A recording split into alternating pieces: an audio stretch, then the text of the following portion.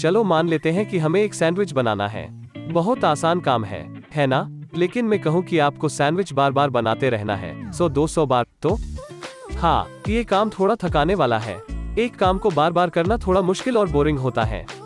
और अब इमेजिन करते हैं कि हम कंप्यूटर की दुनिया में रहते हैं, तो यही काम हम कंप्यूटर से कैसे करा सकते हैं? तो इसका आंसर है टाइप्स ऑफ लूप्स। लूप्स 3 तरह के होते हैं: फॉर लूप, व्हाइल लूप और do while loop.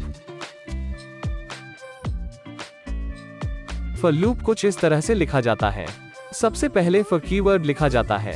For init, इसका मतलब है वैल्यू इनिशियलाइजेशन। इसमें हम एक वैल्यू सेट करते हैं और कंडीशन में हम एक कंडीशन लिखते हैं।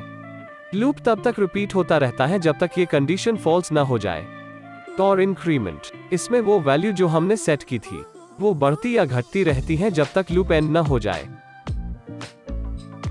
और ओपन और क्लोज कर्ली ब्रैकेट में हम वो टास्क लिखते हैं जिसको हमें रिपीट करना होता है। और इनिशियलाइजेशन, कंडीशन और इंक्रीमेंट को एक सेमीकोलन से सेपरेट किया जाता है। अब फॉर लूप का एक एग्जांपल लेते हैं।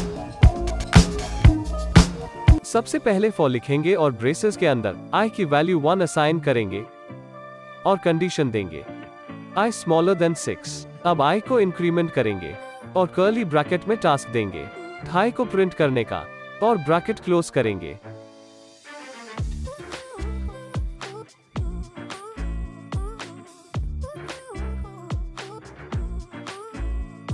फॉर लूप कुछ इस तरह से काम करता है। सबसे पहले हमें एक स्टार्टिंग वैल्यू देनी होती है, मतलब वैल्यू इनिशियलाइजेशन करना होता है। फिर एक कंडीशन देनी होती है। कंडीशन अगर फॉल्स या सैटिस्फाइड नहीं होती तो लूप एंड हो जाता है, और अगर कंडीशन ट्रू होती है तो लूप रन होता है और हमारा दिया हुआ टास्क एग्जीक्यूट होता है और सेट की गई वैल्यू बढ़ती या घटती है। और लूप तब तक रन होता रहता है जब तक दी हुई कंडीशन फॉल्स न हो जाए। ये इनिशियलाइजेशन है। यहाँ हमने i की वैल्यू 1 असाइन की है और हमने कंडीशन दी है i स्मॉलर देन 6।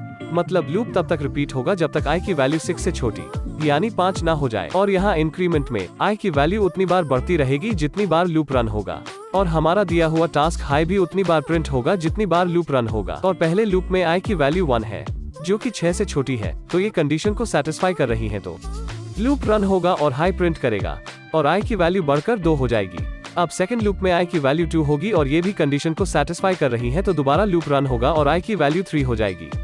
तो ये बार बार होगा और i की वैल्यू 6 हो जाएगी, तो 6 से छोटा तो नहीं है, तो ये कंडीशन को सेटिस्फाई नहीं करेगी और लूप एंड हो जाएगा।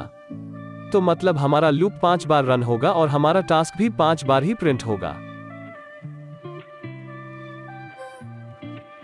आपको सी का सिंटैक्स तो आता ही होगा, और अगर नहीं तो आपको हमारी पिछली वीडियोस जरूर देखनी चाहिए। तो ऊपर आई बटन पर क्लिक करके आप हमारी सी प्लेलिस्ट देख सकते हैं। तो हम सीधा लूप से शुरुआत करते हैं। तो सबसे पहले फॉर लिखते हैं और ब्रैकेट के अंदर i की वैल्यू 1 असाइन करेंगे और कंडीशन देंगे i स्मॉलर या इक्वल टू 100, और अब i को इंक्रीमेंट करेंगे। अब कर्ली ब्रैकेट के अंदर टास्क देंगे वेरिएबल i को प्रिंट करने का। किसी इंटीजर को कैसे प्रिंट करते हैं ये तो आपको पता ही होगा। डबल कोट्स के अंदर %d लिखते हैं और कॉमा लगाकर वेरिएबल नेम लिखते हैं। इस तरह से इंटीजर प्रिंट होता है। अब इस प्रोग्राम को रन करते हैं। तो इसको रन करने पर 1 से 100 तक नंबर प्रिंट हो गए हैं। हमने यहाँ i वेरिएबल को प्रिंट किया है क्योंकि i की वैल्यू हर लूप के रन के बाद बढ़ रही है। और अगर हम i की जगह 1 को प्रिंट करते तो 1 से 100 तक नंबर की जगह एक ही 100 बार प्रिंट होता ऐसे, इसलिए हमने i को प्रिंट किया है। और अगर हमें 1 से 100 तक की जगह 1 से 1000 तक नंबर प्रिंट करने हो तो हमें बस कंडीशन में 100 की जगह 1000 लिखना होगा। अब इसको रन करेंगे तो यहाँ 1000 तक नंबर प्रिंट हो जाएंगे। अब अगर हमें एक ऐसा लूप या प्रोग्राम लिखना हो जो कभी खत्म ही ना हो, तो मतलब एक इन्फिनिटी लूप, तो इसके लिए हमें ऐसी कंडीशन देनी होगी जो कभी फॉल्स ही ना हो। हम अपने इस प्रोग्राम में ही कुछ चेंजेस करते हैं। कंडीशन दे देते हैं i स्मॉलर देन 10। अब i को इंक्रीमेंट की जगह इसको डिक्रीमेंट करते हैं। अब i की वैल्यू घटती ही जाएगी और हमेशा 10 से छोटी ही रहेगी।